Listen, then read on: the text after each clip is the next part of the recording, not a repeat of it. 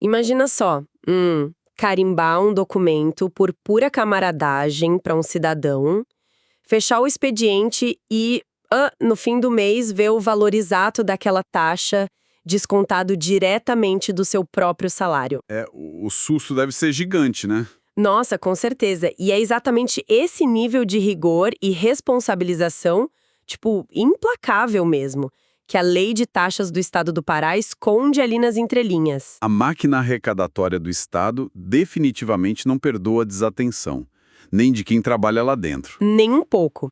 Então, com essa energia lá em cima, sejam muito bem-vindos ao 28º episódio do podcast de preparação para concurso público, o nosso Manda Resumos. É isso aí. Muito bom estar de volta para mais uma análise. Foco total vai ser a Lei Geral de Taxas do Estado, a Lei número 8.455 de 2016. Exato. E, bom, os nossos materiais base para esse papo são os excertos da própria legislação, cruzados com as notas impecáveis da aula 16 do professor Rabelo. E a ideia não é só ler artigo de lei, né? Ninguém aguenta isso. Não, de jeito nenhum. O nosso objetivo hoje é decifrar não apenas o que a lei diz de forma seca, mas como ela organiza toda a máquina pública arrecadatória do Pará. Desde quem é que tem que abrir a carteira e pagar a conta, até, sabe, aquelas punições severas para quem tenta burlar o sistema. Pois é, e tem muita armadilha aí para o candidato. Certo, vamos desempacotar isso tudo então. Antes da gente falar de valor, de multa pesada, a gente precisa entender o que dá ao Estado o direito de cobrar uma taxa. Tem que ter um gatilho, certo? Sim, com certeza. No direito tributário, a gente chama esse gatilho de fato gerador. E a lei do Pará traz 2 fatos geradores bem claros para a cobrança de taxas. Tá, e quais são eles? O primeiro é o exercício regular do poder de polícia. E o segundo é a prestação de serviços públicos que, detalhe importante, precisam ser específicos e divisíveis. Poder de polícia. A galera que tá estudando ouve isso e já imagina logo uma viatura com a sirene ligada, né? É a primeira coisa que vem à cabeça. Mas não. No contexto de taxa, a gente está falando de fiscalização e vigilância administrativa. Tipo a vigilância sanitária indo num restaurante novo. Exatamente isso. Ou uma vistoria técnica para liberar o alvará de uma fábrica. É o Estado controlando a atividade privada para proteger o interesse de todo mundo. Ah, entendi. E como o Estado gasta tempo e dinheiro mandando fiscal lá, ele cobra por isso. Justo. Justíssimo. Mas a segunda via, a dos serviços públicos, é onde mora o perigo para as provas. A lei diz que o fato gerador ocorre com a utilização efetiva ou, e aqui está o pulo do gato, a utilização potencial do serviço. Espera aí. Efetiva eu entendo. A pessoa vai lá, pede um documento, o servidor imprime, entrega e a pessoa paga. Mas, utilização potencial? Soa meio estranho, né? Muito. É tipo pagar a mensalidade da academia sem nunca pisar lá. Neste caso, o Estado cobra só porque o equipamento está ligado e a porta está aberta. Olha, essa analogia da academia é perfeita para entender isso. O serviço público específico e divisível exige que a máquina do Estado fique pronta o tempo todo. Sabe, servidores a postos, sistemas de computador rodando. Exato. Isso tem um custo altíssimo. Então, se o Estado montou a estrutura e deixou à disposição da população, o fato gerador já aconteceu. Nossa, ou seja, usou ou não usou naquele mês, a taxa pode ser cobrada pela simples disponibilidade. Isso mesmo. É a máquina pronta para te atender. Tá bom, entendido o gatilho. A dúvida agora é quem é que fica com a conta. Porque a lei separa muito bem o contribuinte do responsável. Sim, e no dia a dia a gente usa como sinônimo, né? Mas na lei tributária a diferença é gigante. Tá, então quem é o contribuinte? O contribuinte é o protagonista. É o beneficiário direto, é quem vai no balcão pedir o serviço, ou quem provoca o ato de polícia ao pedir um alvará, por exemplo. Entendi. E o responsável? O responsável funciona como uma rede de segurança para o Estado. Se o contribuinte principal sumir ou não pagar, o Estado vai atrás do responsável. Pode ser alguém com interesse comum na situação ou pessoas que a lei mesmo designa. E é aqui que entra aquela história chocante do início do programa, né? O próprio servidor público como responsável. Pois é, esse é o detalhe mais cruel e que chove em prova. A lei essencialmente pega o servidor público e transforma ele num fiscal da arrecadação. Mas, tipo, se o servidor tramitar o papel ou prestar o serviço sem exigir o pagamento da taxa da pessoa, o que acontece? A dívida cai no colo dele. A responsabilidade financeira recai sobre o servidor de forma solidária. Gente, do próprio salário? Isso força o funcionário a ser o primeiro fiscal para proteger a própria conta bancária no fim do mês. Caramba! Bom, com quem deve pagar e o porquê tão bem definidos, a próxima pergunta natural para quem está de olho no concurso é a matemática da coisa. O pessoal tem muito medo de cálculo. Sim, como é que o Estado calcula esse valor? Porque a lei não diz que a taxa custa, sei lá, R$ 100 cravado no texto. E não pode dizer, a fórmula na lei é VT igual a IA vezes UPF-PA. O valor da taxa é o índice de aplicação multiplicado pela unidade padrão fiscal do Pará. Tá, mas por que essa sopa de letrinhas e não colocar logo o valor em reais? Por causa da inflação, né? Se colocasse em reais, o dinheiro ia perder o valor rapidinho, a Assembleia Legislativa ia ter que votar uma lei nova todo ano só para reajustar a taxa. Ah, claro, ia engessar tudo. Então, o índice de aplicação é tipo um peso pela dificuldade do serviço? Serviço que exige laboratório ou fiscal na rua tem um índice alto. E multiplica isso pela UPF, que o governo atualiza sempre. Inteligente. E sobre o recolhimento em si, o momento de pagar? A regra de ouro é pagar antes, né? Sempre antes. A taxa tem que ser paga antes da ocorrência do fato gerador e exclusivamente na rede bancária credenciada, usando o documento de arrecadação estadual, o DAE. Espera, não dá para pagar em dinheiro no balcão da repartição? De jeito nenhum. Tudo via banco. Então a regra do Estado é literalmente pague primeiro, reclame depois? A pessoa não consegue nem dar entrada num requerimento simples sem mostrar o comprovante do banco. Não consegue. O sistema nem aceita o protocolo. Isso garante o custeio prévio da máquina e zera a inadimplência logo de cara. Justo. E tem umas regrinhas de prazo também, né? Para taxas mensais e anuais. Tem sim. Se for uma taxa de renovação mensal, o pagamento vai até o 3º dia do mês. Se for anual, até o 30º dia do exercício financeiro. E se for um negócio novo que abriu no meio do ano, a pessoa pagou o ano todo? Não, aí o valor é proporcional aos meses que faltam para o fim do ano, para não punir quem está abrindo a empresa agora. Ufa, ainda bem. E as anotações falavam de um caso bem peculiar sobre certidões. As certidões extensas. Esse é interessante. Você paga antecipadamente a primeira folha para dar partida no serviço. Porque ninguém sabe quantas páginas vai dar a pesquisa histórica no final das contas, né? Isso.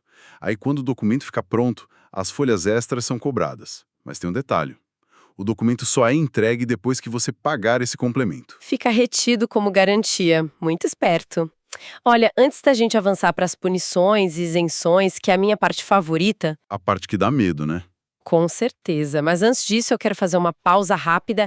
A gente quer ouvir muito a audiência. Então, pessoal que está se preparando para concurso, deixa um comentário aí na plataforma. Isso, interajam com a gente. Falem quais novos conteúdos, quais matérias específicas a galera deseja ouvir e quer que a gente estude nos próximos programas do Manda Resumos. A gente faz isso aqui para vocês, então mandem bala. É fundamental esse retorno de quem está na linha de frente dos estudos. Bom, recado dado, vamos voltar para a lei, porque a gente precisa olhar para os dois extremos agora. O que acontece com quem tem o direito de não pagar e o que acontece com quem tenta fraudar as regras. Os dois lados da moeda. Vamos começar pelas isenções, que são tipo um escudo para o cidadão. Quem é que tem direito a esse escudo? A lei isenta os atos da vida escolar, coisas ligadas ao processo eleitoral e também veículos diplomáticos da União e dos municípios. Faz sentido. E sobre as pessoas sem condições financeiras? Aí entra a isenção para interesses de pessoas reconhecidamente pobres. Mas, tem um procedimento super formal para isso. Não é só chegar lá chorando no balcão, né? Nem pensar. O direito tributário não liga para choro. A pobreza tem que ser atestada mediante testemunho de 2 pessoas idôneas, tudo registrado numa guia própria e formal. 2 testemunhas idôneas. Esse detalhe quase pitoresco é o tipo de coisa que a banca adora cobrar na prova. Adora.